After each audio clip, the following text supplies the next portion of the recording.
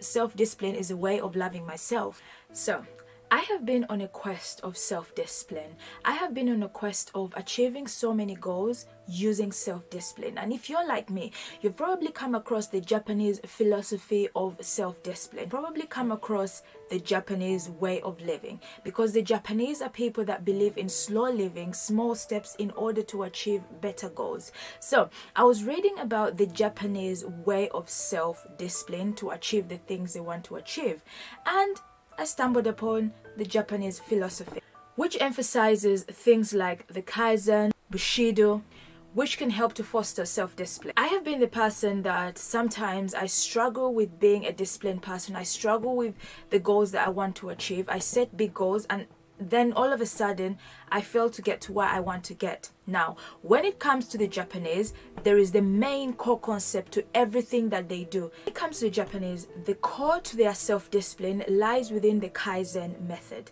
Now, you're wondering what Kaizen is. Kaizen is, the Japanese believe in small steps, big impact. Change begins with small, manageable steps by breaking down goals into achievable increments. You cannot walk without crawling. You cannot run without crawling.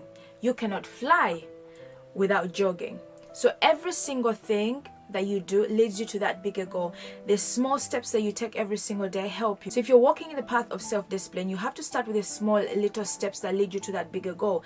Discipline and being self-disciplined is not about I'm gonna do this no matter what, I don't care, I don't mind, I have to just do it. No. This is why you get to a point whereby you fail. You have to break down things into small, achievable goals. If you want to find yourself losing weight, for example, you need to start with saying, I want to lose just half a stone, or half a kilogram. Start with that and build on that. And then say, okay, I'm going to 1 stone, 2 stone, 3 stone. Build it up every single day. Make the things that you want to achieve very achievable and very attainable. I'm not saying make it easy so it can work for you, but no, break it down into small manageable steps in order for you to achieve that. In that way, you're more likely to be a more disciplined person. The Kaizen, it emphasizes the intrusive motivation. Under Kaizen, it encourages intrusive motivation. It encourages you to find that motivation within your own self, pursue any discipline that you want in order for you to become a self-disciplined person. This theory itself explains that when you generally value the goals that you want to achieve, you're more likely to stay disciplined, which can sort of lead you to self-determination, which correlates with your own self and your intrusive motivation within yourself. Don't value what you're trying to achieve.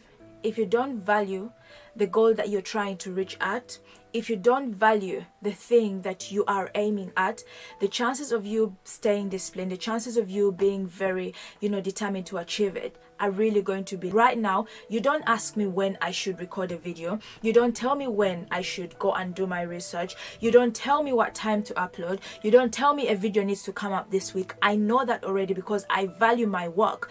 I value the things I want to do. And the result and the outcome of this is so good.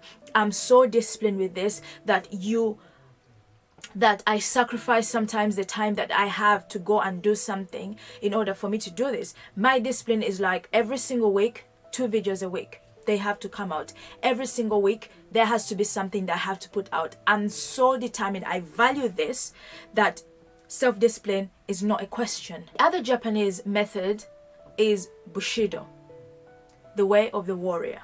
Bushido was a way of conduct that was followed by the samurai, which in itself embodies things like discipline, honor, loyalty, and unwavering commitment. Theoretical foundations of Bushido offer profound insights into the nature of discipline. We all heard about the samurai and how the samurai are very disciplined, and Bushido is one of the methods that the samurai used in order for them to become self-disciplined and be who they are. I bet you've heard about the samurai. If you've not heard about them, then definitely do your research about them. Under the Bushido method, it talks about the unwavering commitment to one's path to face adversity. When you look at the samurai very deeply, they possess a deep sense of purpose and are willing to endure challenges to achieve goals. If you look at self-discipline as a word, self-discipline in itself is the ability to control one's feelings, to overcome one's weaknesses. So unwavering commitment is one of those things that you have to endure a certain type of pain. You need to endure a certain way of life, challenge yourself in a certain way. With self-discipline comes challenges. With self-discipline comes unwavering pain sometimes. With self-discipline comes purpose. If you lack those things, then your commitment to achieve, your commitment to do is low. That is why the Bushido really emphasizes about unwavering commitment to the thing that you want to do. Self-mastery. Bushido emphasizes self-mastery in various aspects of life.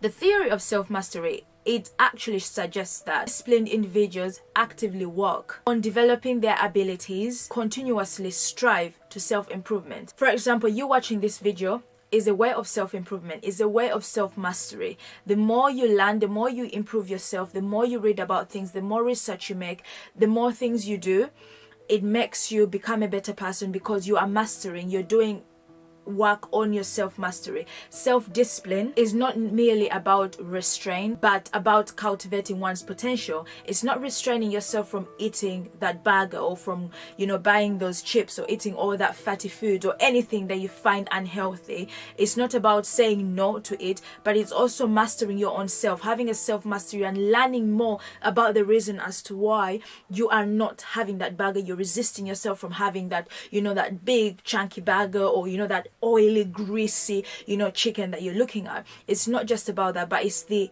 mastery, the learning, the improvement that you make every single day that will keep you more disciplined for you not to go ahead and buy that burger. Self-mastery comes in and says, no, hold on a minute.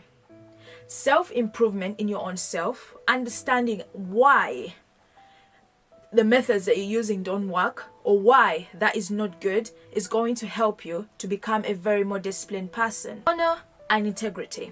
The Bushido method emphasizes so much on honor and integrity on your own actions, on one's action. This whole theory, it literally talks about the concept of moral self-discipline, which suggests that if you have got a strong moral compass, you are more likely to exhibit self-discipline because a sense of honor and integrity guides your actions and helps you to stay a little bit more disciplined. So the whole method, if you apply it to yourself, if you apply it in your own life, it's sort of explaining to you that your way of living, your morals, the way you see things is a key thing to guide you in order for you to be self-disciplined.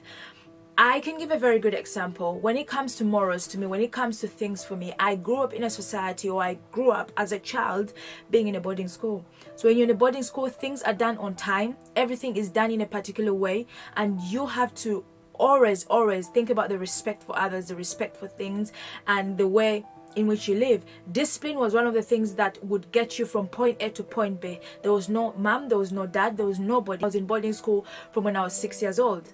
Now, that shapes your actions, that shapes your morals. This is why individuals who have grown up in a society, who have grown up in an environment whereby everything was done in a very commando way, I'm using the word commando, in a very commando soldier-like way, are very more likely to be self-disciplined because of the way of life that they have adapted. It doesn't mean that you cannot be self-disciplined because you did not adapt that way of life, but you have to have some kind of morals of being kind, of being caring, of being loving, because one of the things that the Japanese really emphasize about is caring about others. And caring about others does not mean neglect yourself, but you care in which the environment that you're in, sort of works. If you guys saw this, that was trending on the news after the World Cup in 2022, where the Japanese picked up rubbish after the match. They picked up every single part of rubbish, everything they came with. They cleaned the whole stadium and packed it all in bags. And this kind of way of living that the Japanese live is about caring in which the environment that you're in, caring about others, the morals and the discipline that they have to do those things. They're not doing it because they need credit. They're not doing it because the result of it is going to be like, here is your trophy, here is your money. They are not paid for it, but they are doing it because they value the environment in which they live in, they value the area in which they live in. And when you have a mindset like that, self-discipline is something that will come to you very easily, and you being disciplined will not be something that you suffer with or you struggle with. Bushido. Another one is Zen Buddhism, which interprets to cultivating inner discipline. The whole Japanese culture is intertwined within the Zen Buddhism philosophy that emphasizes significant mindfulness and meditation discipline. Now, I'm not the kind of person that is into too much of meditation. I'm learning, but meditation is a form of discipline to stay in a position for 3 minutes continuously. But self-discipline is one's control to overcome one's weaknesses. So when you sit there for 4 to 5 minutes, it's hard to go through 4 to 5 minutes. It's not something that I can say to you it's very easy. I am still learning on that. But the Japanese put a lot of emphasis on meditation and mindfulness to build up self-discipline. They believe in this concept of present moment awareness. It teaches the value of being present in the moment, because the present moment enhances the ability to resist distractions and temptations. Sometimes you struggle with discipline, or I struggle with discipline, not because we are not people, or we are not people who are meant to live a good, improved life. It's thinking about things that haven't yet happened. It's thinking about things in the future like though they have already happened. It's predicting the bad that hasn't yet happened that sometimes stops us from being disciplined people, stops us from controlling those feelings in order for us to fight our weaknesses. And within this Zen Buddhism emphasizes on you have to carry the poise of mindfulness and meditation, of staying in a very present moment to cultivate all your inner emotions in order for you to control them. Because self-discipline is the emotion of doing something and fighting against you not to do it in order for you to stay disciplined. But to do that, you have to stay in the present moment right now to feel those feelings, and then self-discipline follows. Detachment from desires. Within the Zen Buddhism, it encourages detachment from the things that you mostly desire. The self-discipline involves managing and redirecting the impulses to do the one thing that you're not meant to do in order for you to achieve the thing you want to achieve. For example, you want to be disciplined enough to wake up at 5 o'clock in the morning, but you waking up 5 o'clock in the morning starts the night before. So self-discipline is you fighting that urge, that bit of urge of going on your phone at night when you know you should be sleeping in order for you to wake up at 5 o'clock in the morning. The temptation is, yes, there's a lot of things going on online. Yes, there is, on Instagram, people are updating and uploading things, every single minute and every single second. That will never stop. Whether you see it tonight, whether you see it tomorrow, whether you see it the day after, that particular story, that particular thing is still going to be on Instagram, so you will still see it. So the discipline of saying, you know what, this is not what I'm trying to achieve right now, I'm just going to live it. So you're fighting the desire and the impulse of picking up your phone and scrolling through your phone because it has been generated to do just that, and saying, let me just pick up a book, read. It will make me go to sleep early so I can wake up 5 o'clock in the morning. Within the Zen Buddhism, it emphasizes self-awareness.